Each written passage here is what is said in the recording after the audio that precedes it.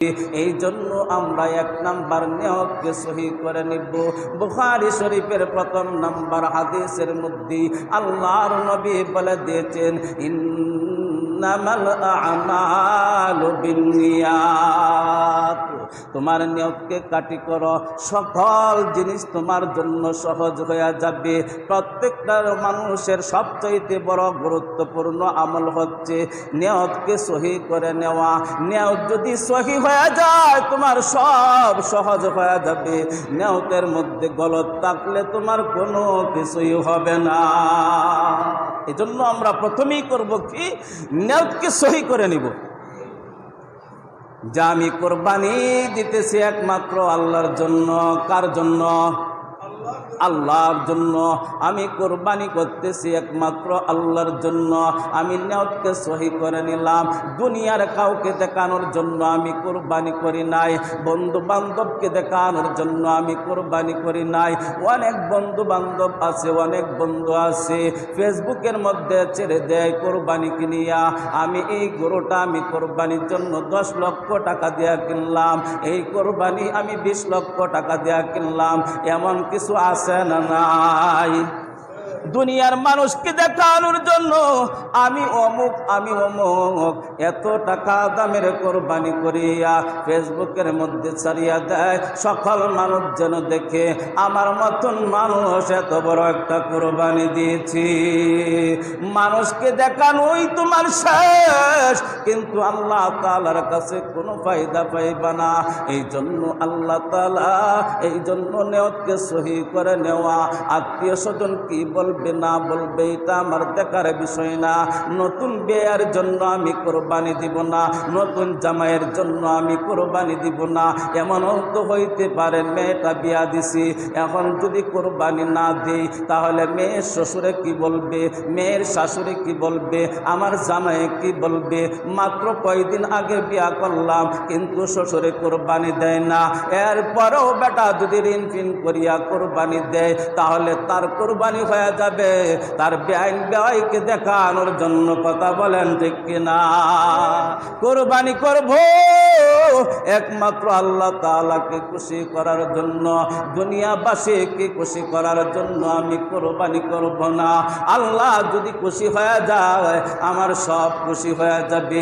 আল্লাহ যদি রাজি হয়ে যায় আমার কপাল খুলে যাবে। আল্লাহ যদি রাজি হয়ে যায় আমার জান্নাতের দরজা খুলিয়া যাবে। সুবহানাল্লাহ।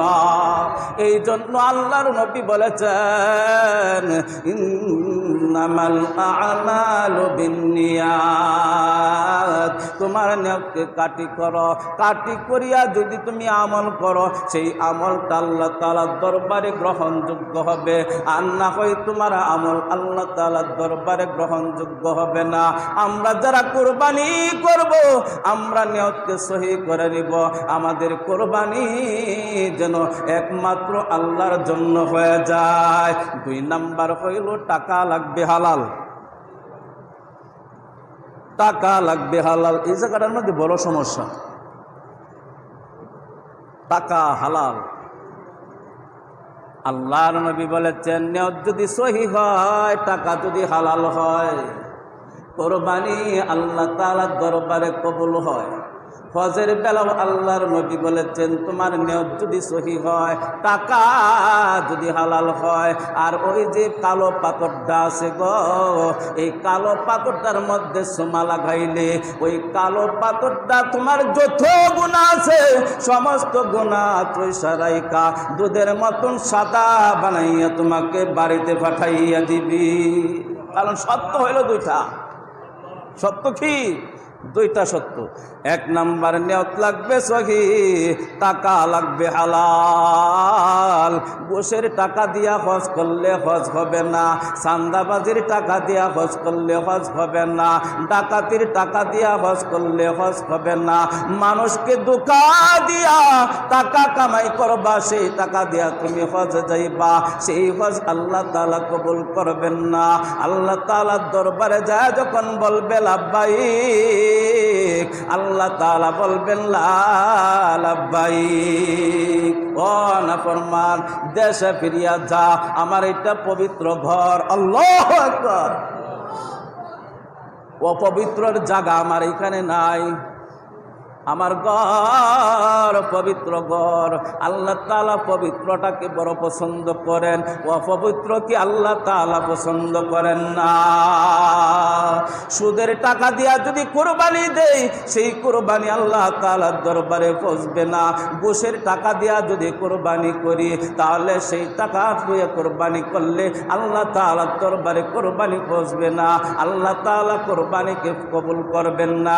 চাঁদাবাজির টাকা দিয়া যদি কোরবানি করি, কোরবানি করতে পারবো, অসুবিধা নাই, কিন্তু হবে না আর কি। কোরবানি করা যাবে, কেউ তো নিষেধ করবে না। আশেপাশের লোকজনে কি নিষেধ করবে, এই বেড়া তুই সুদ খাস, কোরবানি কেন দেস? এই কথাটা কেউ বলবে? এই বাটপা তুই তো ঘুষ খাস, কোরবানি কেন দিবি? এই কথাটা কি কেউ বলবে? কেউ বলবে না। সমাজের মধ্যে কেউ বলবে না, এরকম শাসনও কেউ করবে না। কিন্তু দুনিয়ার সমস্ত মানুষকে বোঝানো যায়, সুদের টাকা দিয়া কোরবানি দেওয়া যায়, ঘুষের টাকা দিয়া কোরবানি দেওয়া যায়, চাঁদাবাজির টাকা দিয়া কোরবানি দেওয়া যায়, ধোঁকাবাজির টাকা দিয়া কোরবানি দেওয়া যায়। এটা দুনিয়ার মানুষকে বোঝানো যাবে, কিন্তু মালিককে বোঝানো যাবে না। কথা বলেন ঠিক কিনা? মালিক মানবে না। বাটপারি চিটারি সব দুনিয়ায় করতে পারবো, কিন্তু মালিকের সাথে এই বাটপারি চিটারি কখনো চলবে না, চলবে না। আল্লাহ তাআলা চান পবিত্রতা। এই জন্য জিন্দিগি কাটাবো, হিসাব করে কাটাবো। আমার জিন্দিগির মধ্যে যদি হারাম টাকা ঢুকিয়া যায়, তাহলে আমার সব বিনাশ হয়ে গেল। আমার হজ বিনাশ, আমার কুরবানি বিনাশ, আমার নামাজ বিনাশ, আমার রোজা বিনাশ, সব বিনাশ, সব ধ্বংস হয়ে গেল যদি আমার জিন্দিগিতে হারাম টাকা যদি ঢুকিয়া যায়। জিন্দিগি কাটাইতে পারবো, বাহাদুরি দেখাইতে পারবো। আমি ঘুষ খাইয়া 10 তলা বিল্ডিং এর মালিক হইছি, আমি সুদ খাইয়া 20 তলা বিল্ডিং এর মালিক হইছি, চাঁদাবাজি কইরা আমি 50 তলা বিল্ডিং এর মালিক হইছি। বাহাদুরি দেখানো যাবে, কিন্তু মালিকের কাছে পারা যাবে না। কথা বলেন ঠিক কিনা? গতকালকে একটা জানাজা ছিল দড়িকান্দি, একটা যুবক ছেলে মারা গেছে, 29 বছর বয়স। এখানেও আমাকে কথা বলার জন্য দিচ্ছেন, আমি এইভাবেই শুরু করছি, আমি কথা এইভাবেই শুরু করছি। এই যে সাদা কাপড়ের মধ্যে প্যাকেট হয়েছে, আমরাও প্যাকেট হইতে হইব কিনা? আমাদেরও প্যাকেট হওয়া লাগবে কিনা? যদি আমি সহি হই, তাহলে এই সাদা কাফনের প্যাকেট আমার জন্য বরকতময় হবে। আর না হয় যদি আমি সহি না হই, আমি যদি গলদ হই, আমি যদি চাঁদাবাজি করে থাকি, আমি যদি মানুষকে ধোঁকা দিয়া থাকি, আমি যদি মানুষকে ঠগাইয়া থাকি, আমি যদি সুদ খেয়ে থাকি, আমি যদি ঘুষ খেয়ে থাকি, আমি যদি চুরি করে থাকি, আমি যদি ডাকাতি করে থাকি, তাহলে সাদা কাপড় আমার জন্য জাহান্নামের আগুন হয়ে যাবে। কথা বলেন ঠিক কি? এখানে অপবিত্রই চলবে না, পবিত্র জিনিস লাগবে। আল্লাহ তাআলা চান শুধু পবিত্র জিনিসটা। আল্লাহ তাআলা অপবিত্রকে পছন্দ করেন না। এই জন্য আল্লাহর নবী বলেছেন 2টা শর্ত। 1 নাম্বার শর্ত হচ্ছে নিয়ত লাগবে সহি, 2 নাম্বার হচ্ছে টাকা লাগবে হালাল। হালাল টাকা দিয়া যদি তুমি কোরবানি দাও, সেই কোরবানিকে আল্লাহ তাআলা কবুল করে নেবেন।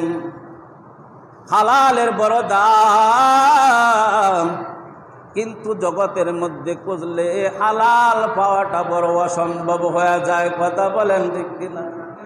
ঘরে ঘরে সুদ, ঘরে ঘরে সুদ, বাটপারি চলছে।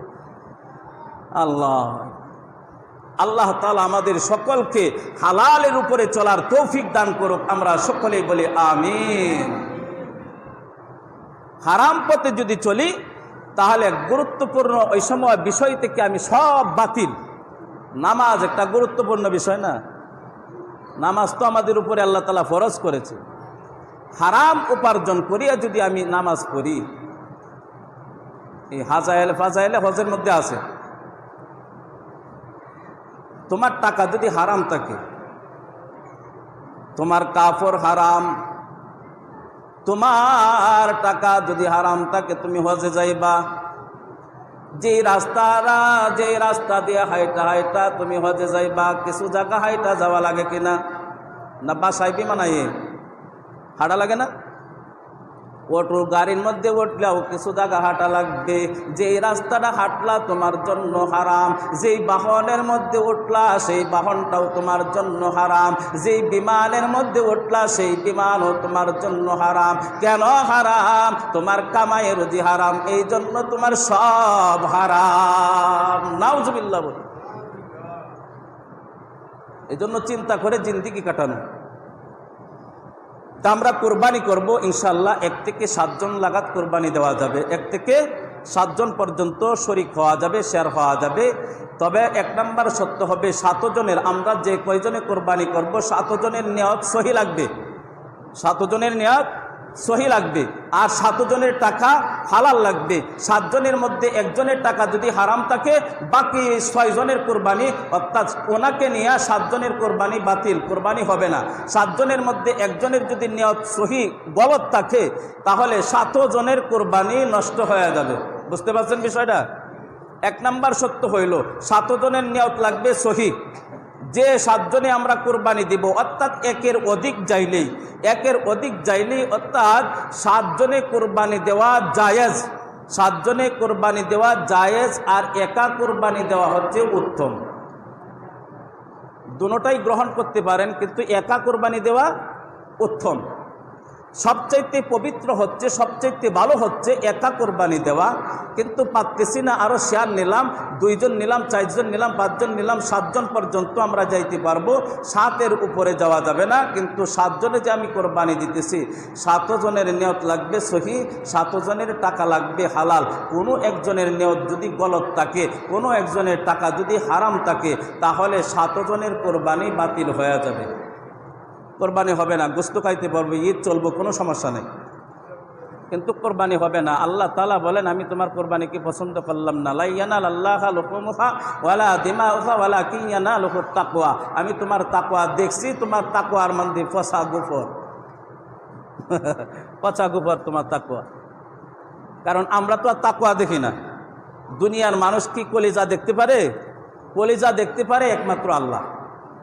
এজন্য আল্লাহ তাআলা বলেন যে আমি তোমার তাকওয়াটা আমি তাকাইয়া দেখছি, তোমার তাকওয়ার মধ্যে গুফরে ভরা, পায়খানা প্রস্রাব বিশ্রী তোমার গুফর, তোমার কলিজা। এজন্য তোমারটা আমি নিলাম না, আমি কাবিলেরটা নিলাম না, আমি হাবিলেরটা নিছি। সুবহানাল্লাহ বলি। হাবিল কাবিল 2 জনে কোরবানি দিছিল না? একজনেরটা আল্লাহ তাআলা নিছে, আর একজনেরটা আল্লাহ তাআলা নেন নাই। কেন? একজনের নিয়ত গলত, একজনের কোরবানি অপবিত্র, আরেকজনের কোরবানি পবিত্র। এই জন্য আল্লাহ তাআলা আর একজনেরটা নিছে, আরেকজনেরটা নেন নাই। হাবিলের কোরবানিকে আল্লাহ তাআলা কবুল করছেন, কাবিলের কোরবানিকে আল্লাহ তাআলা কবুল করেন নাই। ইব্রাহিম আলাইহিস সালাতু ওয়াস সালামের কলিজা সুন্দর ছিল, এই জন্য ইব্রাহিম আলাইহিস সালাতু ওয়াস সালামের কোরবানিকে কবুল করে নিছেন। আমাদের কোরবানিও যখন সুন্দর হয়ে যাবে, তখন আল্লাহ তাআলা আমাদের কোরবানিকেও কবুল করে নেবেন। এই জন্য আমরা খেয়াল রাখবো, 7-এর অধিক, 7-এর উপরে যেন আমাদের নাম না যায়। আমরা যদি শেয়ারে যদি কোরবানি করি, তাহলে 7-এর উপরে যেন নাম না হয়। কারণ আমরা এটার মধ্যে অনেক সময় মানুষকে ধোঁকা দিই। 1 নাম 2 জনে চলবে না। আমরা অনেক সময় দেখা যায়, গত বছরও এরকম হয়েছে, এর আগের বছরও এরকম হয়েছে, 1 নাম 2 জনে দেয়। 1 নাম যদি 2 জনে দেয়, তাহলে বাকি যে কয়জন শরিক থাকবে সকলের কোরবানি নষ্ট হয়ে যাবে। আমরা এই দিক দিয়ে খেয়াল রাখবো, যখন কোরবানি শরিক নিব, তাকে আমরা যাচাই করে নিব, মানুষটা সহি আছে কিনা, মানুষটা ঠিক আছে কিনা, সব সাইড ঠিক আছে কিনা। এই সাইডগুলা ঠিক রাখিয়া এরপরে আমরা তাকে শেয়ার নেব। কিন্তু এখন তো পারা যায় না, একদম সবাই তো রাগ হইব, এখন হয় না। আপন ভাইরে কেমনে বাদ দেব, বন্ধু বান্ধব কেমনে বাদ দেব? বাদ না দিয়া কি করব? হের টাকা হারাম আছে, তাহক সুদ খায়, ঘুষ খায়, অসুবিধা কি? কোরবানির সময় কোরবানি দেলাইছি, কিন্তু কোরবানি হবে না। এখানে একটু যাচাই করার দরকার। ভালো এবং মন্দ জিনিসটা আমরা যাচাই করে নেবেন না। এত দামি একটা জিনিস কোরবানি, আল্লাহ তাআলার পবিত্র জিনিস, এই জিনিসটা একটু যাচাই করে নেবেন না। আমি কার সাথে কোরবানি করলে আমার কলিজার সাথে তার কলিজাটা মিলবে, কার কলিজার সাথে আমার কলিজাটা মিলবে, কার অন্তরের সাথে আমার অন্তরটা মিলবে, তাকে নিয়ে আমি শেয়ারে কোরবানি করব। আর যদি মিল না পড়ে, তাহলে আমার কোরবানি হবে না। ইনশাল্লাহ এই কোরবানি সম্পর্কে মাসলা মাসাইল সম্পর্কে ইনশাল্লাহ আল্লাহ তাআলা যদি বাঁচাইয়া রাখে আগামী জুম্মায় আলোচনা হবে। তা আজকের জুম্মায় আলোচনা হচ্ছে 1 নম্বর আমল হচ্ছে জিলহজ মাসের, যুবক ভাইয়েরাও খেয়াল রাখবেন, 1 নম্বর আমল হচ্ছে 1 থেকে 9টা রোজা রাখা। 1 নম্বর আমল কি? 1 নম্বর আমল জিলহজ মাসের প্রথম 10 দিনের আমল। 1 নম্বর আমল হচ্ছে 1 থেকে 9টি রোজা রাখা। 2 নম্বর আমল হচ্ছে হাতে পায়ের নখ না কাটা, চুলদাড়ি না কাটা। এই 9 দিনের ভিতরে আমরা হাতে পায়ের নখ কাটবো না, মাথার চুল কাটবো না, মুছ কাটবো না, একেবারে ঈদের দিন সকালবেলা কাটবো। এই আমলটা যদি করতে পারি, যেই এই আমলটা করবে তাকেই আল্লাহ তাআলা কুরবানি করার সব তাকে দান করে দিবেন। সুবহানাল্লাহ। এই আমলগুলো আমরা করবো ইনশাআল্লাহ। আমাদের সকলকে আজকের আলোচনা বুঝে শুনে আমল করা তৌফিক দান করুক, আমিন।